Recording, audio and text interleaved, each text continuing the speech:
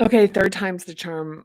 So, I've been getting messages from folks who are talking Parinama-ers, Transformers, whatever, Transformers, the, talking about the holidays coming up, and, I think one of the things that goes, or, like, goes without saying or is pretty obvious is that Parinama is about ourselves first as the products of our initial environment. And then throughout the process, it starts to, we start to see the impact of of community and then culture. But talking about Parinama as far as what is the impact of our family dynamics, and for many people, this time of year, and this is why this is the holiday edition, this time of year is revisiting on one level or another the dynamics that initially created a lot of our adaptations, and if not, yeah, a lot of our adaptations. And just a reminder, in terms of the tangle, is that our early events and circumstances and experiences really shape the reflexes that we have that we don't remember creating because they happened before episodic memory. And then what we do is, like, once our cognition begins to develop, we develop rationalizations for those reflexes. So those reflexes are in response to dynamics in people, and we rationalize them, as far as being like, this is why I'm like this, but we don't actually know why. And so for holidays, what we're doing, and this forms what we think of as reality, is what we've come to perceive as reality. And so for the holidays, a lot of us are going into being exposed to those dynamics and conditions, right? So, as the Ram Dass has been, is often quoted, is that if you believe that you're enlightened, spend, a week with your family. But, and that's usually kind of like this like statement that's like, hey, you're not enlightened. And like, it's so, but I want to elaborate on that, which is that when we re-enter the condition, like what it means in terms of like so what does enlightenment represent in this, in this, so it's like, okay, well, how? It's when the reflexes are so rationalized that there is no sense that there's anything to do but respond exactly as you responded in your earliest of memories. And so, what enlightenment looks like with respect to this is being able to have some more like context and perspective, and have any like increased enlightenment is the ability to see clearly that circumstance or a condition is being created that creates a reflexive response in you. And this is where somatics is really valuable, because you feel it. The thinking part doesn't come till later. So the reflex is feeling the reflex, feeling the surging of energy, feeling the, kind of the dissociation, feel like whatever the feeling is that arises as response to the condition, environment, or the, event, and being able to like watch that happening and having tools, or knowing, how to, basically like remove yourself, or even when you're having the response, being aware of it happening with consciousness instead of just like moving into reflexiveness. And then the belief system is being able to begin to deconstruct that a bit, and like once we have some type of consciousness around reflexes that we have towards these conditions, then the belief systems begin to shift a bit naturally. And we do a lot of looking at that in Parinama method. And then reality changes. And some of the reality changes for some folks is, people choose not to expose themselves to these conditions. That I personally have no position on that. Not that it would matter if I did, but um, for some folks that go into these environments, and it's just the recovery period takes so long. that it's not practical, make decisions to avoid these, um, avoid going and spending time with family. And that's kind of probably a longer discussion about that, one way or the other. And then there are folks who are this time of year are experiencing grief for either a family dynamic that they long for, that they don't have, that they see others having, that has been normalized and is very nice for the people who have it. But if you don't have it, there's kind of there's certainly, um, sort of programming, and especially like in consumer culture, that it's like there's this particular kind of dynamic of love and warmth and acceptance that that sort of is the thing to be grateful for. So, this is a time of year where folks are reconciling loss. Maybe they lost someone in their family. Maybe you lost, parent, a sibling, a spouse, and that this is this time that represents this recohesion of family. And so there's just a reconciliation and a sense of sadness right now. And so whatever and even for people who feel like really happy about this time, that there's still a lot of pressure in it.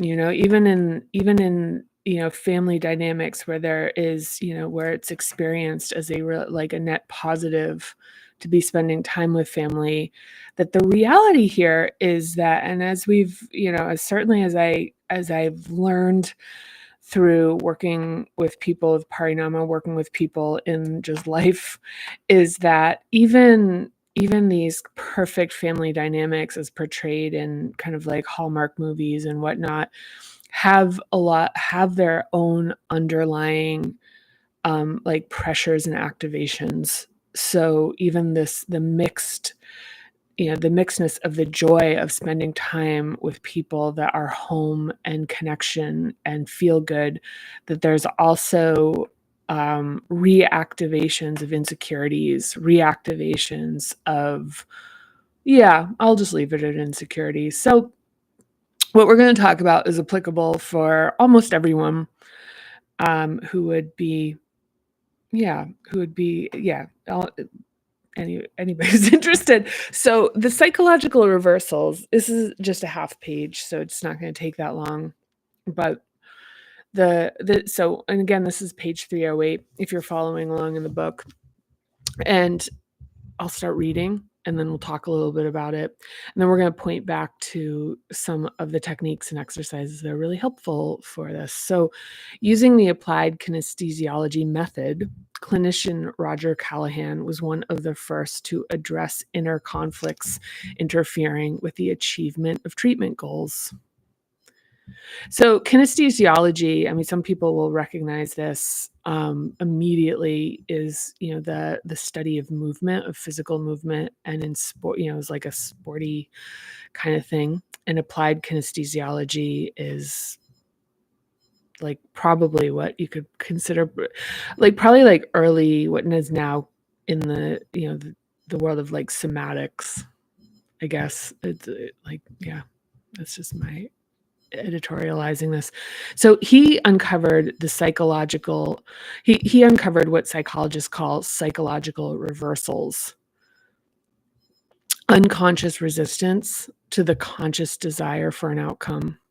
For example, you want to get a master's degree, but keep missing deadlines and second guessing yourself. Perhaps you subconsciously fear becoming more successful than your parents, spouse, or friends, and sense they would become distant and resentful.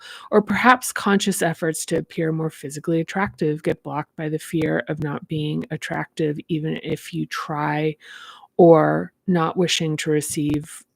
Oh, my reading on this is like really bung. I'm just going to really call that out right now. It's like the last few have been rough. Yeah. hormones. So perhaps you subconsciously fear becoming more successful than your parents, spouse, or friends, and sense they would become distant and resentful. Or perhaps conscious efforts to appear more physically attractive get blocked by the fear of not being attractive even if you try, or not wishing to receive unwanted sexual attention. So, feeling less visible is a comfort and protection, which is often favored by the subconscious. So, the deep familiarity of our hub's early programming drives much of the behavior that mystifies us. That's a fact. Ooh, that is a fact. So, how can we want something and simultaneously get in the way of having it? As Jung wrote, an Aeon researches into the oh my god, what is wrong? Oh my god, like it's real like this is such a thing, and I'm not gonna get into it, but it's very funny. That is a time of the month thing for me, which is like not being able to comprehend things very coherently. So as Carl Jung wrote in Aeon, it's spelled Aion, researches into the phenomenology of the self. There you go. Until you make the unconscious conscious, it will direct you and you will call it fate. Yeah, here we go. That is the tangle, actually. And it's funny because the tangle came after this. The tangle was post writing the book. The notion that your reflexes that are formed by early experiences are, and then we create justifications and rationalizations around them and call that reality. That's the same notion here. It's just like until you make the unconscious conscious, it will direct you and you will call it fate. Eh, Yeah. So, according to Callahan, first you need to accept yourself as you are right now. Remember the tapping statements, even though I have limiting belief, I deeply love and accept myself. And even though I feel pain or struggle, I deeply love and accept myself. So see chapter 5 and look in the tapping exercise. I'm going to so I'm going to say that this statement, which is like right now, like even though I'm having trouble reading coherently and even thinking in a way that makes me feel like smart and effective in this medium. I deeply and I deeply love and accept myself as I am right now.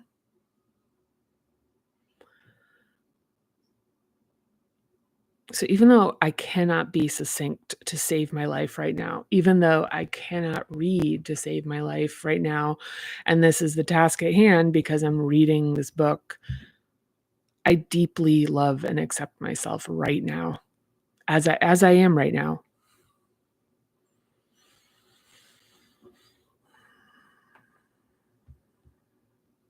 And this is really a big shame and fear buster because as you say it, it's like one of the things that can arise is like, wow, is that even possible? It's like and so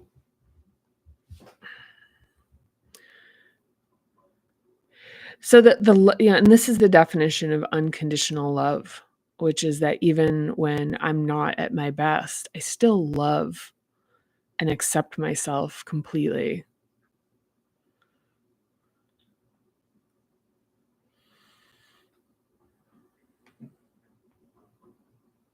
And there's a difference. One of the things that came up this morning was the difference between being real and realistic.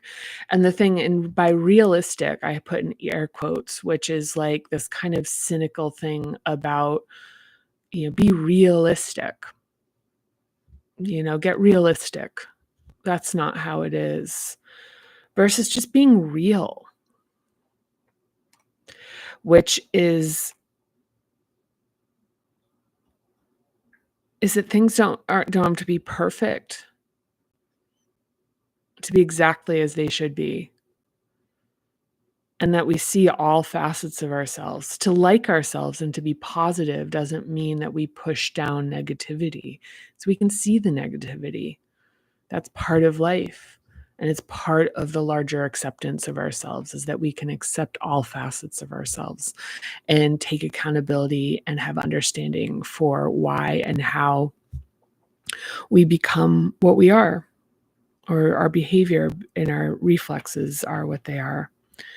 And even one of the things I'll add in right here, which is probably a little too much extra here, but some of the things about reflexes is some of them are, I will say that some of my I'll speak from just direct experience here, is that I have some reflexes that are like absolutely, like, even with a lot of conscious evaluation, are still present. And they're very susceptible to being tired, being run down, being sick, having my nervous system budget spent, that those feelings will arise. So the feeling of like, of uncertainty, feeling, fear, first hub stuff about physical safety, finances, like I'll think about money. But now the difference is that I see it for what it is. I see it as a behavior pattern that is its own sort of thing. And in seeing that, I recognize this is not the time to think about anything. Like, this is the time to kind of contain that and sort of let it sort of burn, like let it have its thing as I recover and rest and shift into a place where I have more energy, get a night's sleep on it. I mean, one of the examples that I've used before is like, this is not the time to start thinking about, and it can happen very naturally, is, it's like, well, so the example I use is like, you get an unexpected bill, and this is not the time to start thinking about all the other things that are in that sort of bucket in terms of costs and concerns and how much money and this and that and how am I going to get, like, it's kind of waiting till that's stabilized to, like, be able to revisit with a clear head the like first hub issues. But so back to the original point, that actually, like, I'm going to full circle this to this being like a family time of year, is having a tool like tapping, which is just to, even though, like, even in the moment, if you're like, there's a family member who is upsetting. And one of the things too I want to point to here is that there can be this thing where it's like, well, I don't want to use these tools because they're kind of like not cool. It's like, oh, I should just be able, it's like, stop it. Like, it's this thing that I'm supposed to be able to, it shouldn't be this. It's like, you're part of the thing about accepting ourselves and caring for ourselves is giving ourselves what we need. So it's like the thing is like, do I have a better solution for this that is like nourishing and nurturing, or is this like what's available to me? And maybe it's like, feels a little like childish, which is, it's like, I don't know, like, or feel, it's like, oh, why am I doing this? So it's like, so I'm going back into this, which is to say, like, so, you're interacting with someone, and even if you're just doing your tapping sequence here, where you're saying, look, even though this person is really upsetting me right now, I deeply love and accept myself as I am right now. So, you say, even though this person is really upsetting me right now, intentionally, they're getting something out of it. I love and accept myself exactly as I am right now. So even as this person, I don't know if it's they're even though they're doing this right now, I love and deeply accept myself as I am right now. Even though, and it's just, you can go into the bathroom, step into, if you've, like step somewhere and just give yourself this moment. And it's reconnecting with yourself and not being taken outside of yourself into the dynamic of a group that isn't really in like the best interest of your holistic well-being. Like, you're now in a collective. So this is about reclaiming yourself to be able to participate in a collective in your own best interest. So tapping. So as we look back at everything we've been through, remember that rather than seeking perfection or considering ourselves a series of problems to solve, even if we do desire to change, transformation starts with loving and accepting ourselves as we are. If loving acceptance is not yet possible, other choices are: I know I'm doing my best. I deserve to feel good. And I know deep down that I am a good and worthy person. Peace and happiness are a combination of acceptance of the present moment and a sense of optimism about the future. And the thing is here, and this is like, there's a lot of second hub in this, which is that if one thing is going wrong, everything needs to be responsive to that.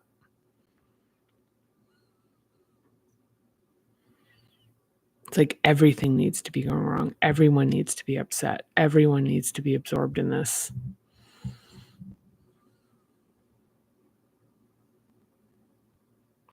And there's such a thing as being able to be present for others, to be able to witness sadness, grief, terrible things, and not become absorbed in that state, is to hold space for it and to even feel it.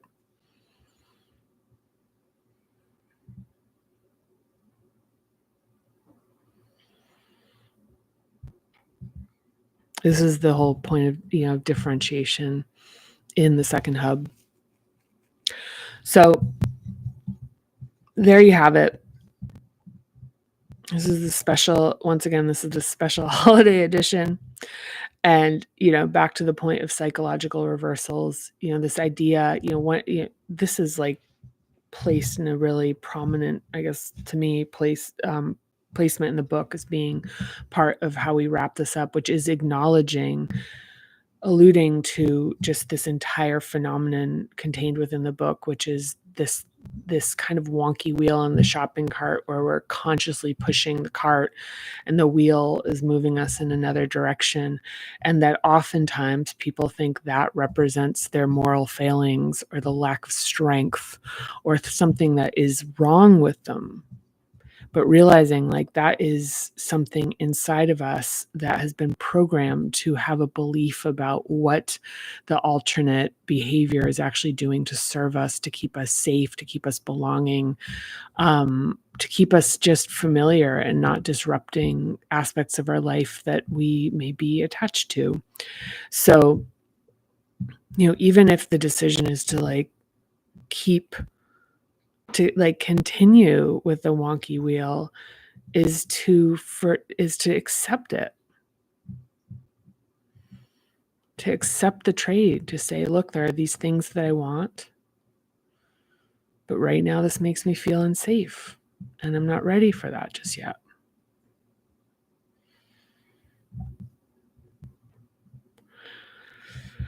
Yeah. Okay.